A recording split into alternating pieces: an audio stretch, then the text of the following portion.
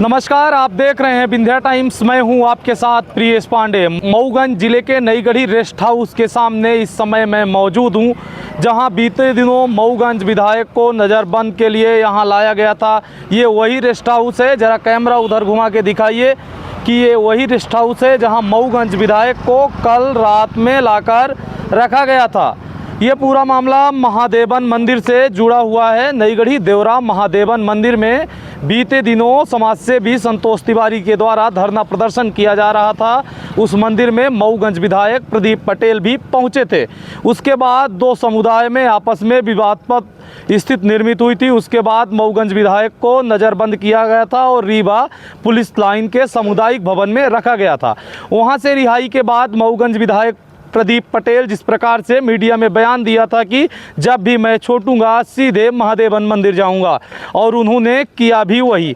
सीधे महादेवन मंदिर पहुंचने का प्रयास करते हैं और पुलिस बैरिकेडिंग लगी हुई थी, तमाम पुलिस की सुरक्षा वहां पर थी। उसके तहत उनको अरेस्ट किया जाता है और दोबारा से नईगढ़ी के रेस्ट हाउस लाया जाता है, जहां आने के बाद उन्होंने अपना दरवाज़ा अंदर से बंद कर लिया है। अगर सूत्रों की माने तो उनका यह भी कहना है कि जब विधायक को रेस्ट हाउस के अंदर रखा गया तो उनके जो दवाई देने वाले थे और उनके जो सुरक्षा कर्मी थे उनको अंदर नहीं जाने दिया, जिस वजह से उन्होंने गेट बंद कर लिया। हालांकि बाद में बताया जा रहा है कि किसी को भेजने का अंदर प्रयास किया गया, लेकिन विधायक जी ने गेट नहीं खोला। ये पूरा मामला लगातार उलझता जा रहा है। पूरे मामले पर मऊगंज कलेक्टर अजय श्रीवास्तव और पुलिस अधीक्षक रचना ठाकुर भी मौके पर पहुंच चुकी हैं। ये आप तस्वीरें देखिए, पुलिस विभाग के तमाम वो कर्मचारी यहां पर मौजूद हैं जो सुरक्षा देने के लिए खड़े हैं। अभी मऊगंज एडिशनल एसपी अनुराग पांडे से पूरे मामले पर हम बात करना चाहते थे। उनका कहना है कि हमें जेल के अंदर जाने की अनुमति नहीं है, केवल हम सुरक्षा में हैं, इसलिए हम आपको कुछ नहीं बता सकते। तमाम जो ज़िले की सियासत थी इस पूरे मामले पर बनी हुई है। अभी भी विधायक अपनी बात पर अड़िग हैं कि हम महादेवन मंदिर का अतिक्रमण हटा कर ही मानेंगे। हालांकि पार्टी के तरफ से भी इसके लिए प्रयास किए गए। मऊगंज जिले के प्रभारी मंत्री लखन पटेल भी आए थे और रीवा पुलिस सामुदायिक भवन में उन्होंने विधायक से मुलाकात की थी। 3 घंटे तक लंबी चली बैठक के बाद भी कुछ निष्कर्ष नहीं निकला। विधायक केवल अपनी इसी बात पर अड़े रहे कि मंदिर का जो ज़मीन का अवैध अतिक्रमण है वो हटना चाहिए।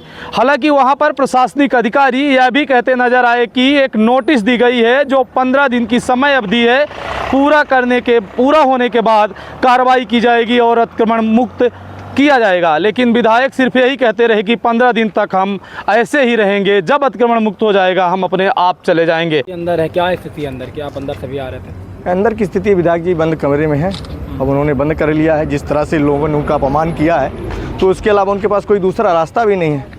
कल तो जब इन लोगों ने किया तो विधायक जी तो कोई ऐसा कर नहीं रहे थे, कोई अनुशासनहीनता कर रहे थे। पुलिस ने कहा कि आप पुलिस द्वार करेंगे, तो बोले आप कर लीजिए। विधायक जी को गाड़ी में यहाँ बैठा के लाए। जैसे विधायक जी उतर रहे तो उस समय भी पुलिस के एडिशनल एसपी के द्वारा कई बदसलूकियाँ उनके साथ कई कर रहे थे। ऐसा लग ही नहीं रहा था कोई जनप्रतिनिधि है ऐसा। और यहाँ तो ऐसा लग रहा है लोकतंत्र को अंदर करने वाले हैं प्रशासनिक अधिकारी हैं लगातार बरसों। फिर हम लोग जैसे अंदर जाते हैं तो विधायक जी कमरे के अंदर जाते हैं, मैं उनके साथ में था, कमरा बाहर से बंद हो जाता है। ऐसा लग रहा था कोई बड़े अपराधी बंद हो गए हैं। फिर इसके बाद 10 मिनट तक कमरा बंद रहता है। उसके बाद एसडीएम साहब पहुँचते हैं और एसडीओपी मैडम पहुंचती हैं। एसडीओपी मैडम ने तो कुछ नहीं कहा, लेकिन एसडीएम साहब ने कहा कि ना तो आपके पास मोबाइल रहेगी ना कि आपके पास कोई। तो बोले हमारे पास कोई दवाई खिलाने वाला तो एक रहे। बोले कोई नहीं रह सकता, ऊपर से में आदेश है। बोले आदेश किसका है बताएं? तो बोले ऊपर से आदेश एसडीएम मऊगंज। अच्छा, फिर तो उन्होंने कहा कि जब बाहर से बंद है तो मैं अंदर से बंद कर लिया, तो सबको बाहर कर दिया। बोले बेटा जाओ। और उन्होंने कहा कि अंतिम सांस तक एक संदेश मेरा सबको बता देना कि प्रदीप पटेल की अंतिम सांस होगी तो मंदिर के लिए, मंदिर का अतिक्रमण नहीं होगा तो प्रदीप पटेल की अंतिम सांस होगी। इन्होंने मुझे संदेश भिजवाया है और हिंदू समाज को कहा है कि हिंदू समाज इस लड़ाई को निरंतर लड़ते रहें। ये आत्महत्या की बात अफवाह है? नहीं, ये देखिए प्रशासनिक अधिकारी मऊगंज के झूठ बोलने में इतने माहिर हो गए हैं कि क्या बताएं। ये कुछ बोल सकते हैं। अफवाह कौन फैला रहा? अफवाह ये तीनों अधिकारी फैलाने। एक कलेक्टर साहब को ही बताइए झूठ बोले, जो कि मंदिर के अंदर इतनी बड़ी झूठ बोल सकते हैं। और हिंदू मुस्लिम अगर किसी ने किया तो कलेक्टर साहब इसके संपूर्ण जिम्मेदारी है। पूछे कैसे? एसडीएम जब हम लोग 6 अगस्त को वहाँ गए थे, 6 अगस्त को कलेक्टर साहब नहीं आए, 7 अगस्त को कलेक्टर साहब नहीं आए, 8 को नहीं आए, 8 को एसडीएम साहब आए। बात नहीं बनी। 9 तारीख को कलेक्टर साहब आए, वहाँ पर बात नहीं बनी। 10 तारीख को कलेक्टर साहब आते हैं, बोलते हैं महालोक महा उज्जैन की तरह हम यहाँ का विकास करेंगे। क्योंकि मीठी मीठी बात बहुत अच्छी कर लेते हैं वो, झूठ बोलने की मशीन भी माने जाते हैं। तो उन्होंने हम लोगों को गुमराह कर दिया, पूरे हिंदुओं को। हम लोग बोले 2 महीने का टाइम दे दो, हम हिंदू सरल हैं। हमने कहा 3 महीने का टाइम ले लो, आप खाली करवा दो। उन्होंने धन्यवाद भी दिया कि आप 3 महीने का टाइम दे रहे हो, आपको बहुत बहुत धन्यवाद, हम इसको खाली करवा लें। 3 महीना बीत गया।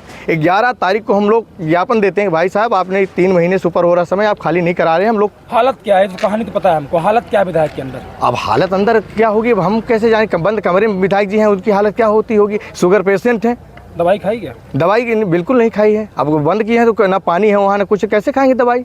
बात किया आपने, आवाज़ दी आप तो? आवाज़ दिया, बोले बेटा मेरी चिंता मत करो, मैं मरूँ या जीऊँ, चिंता करो हिंदुत्व की।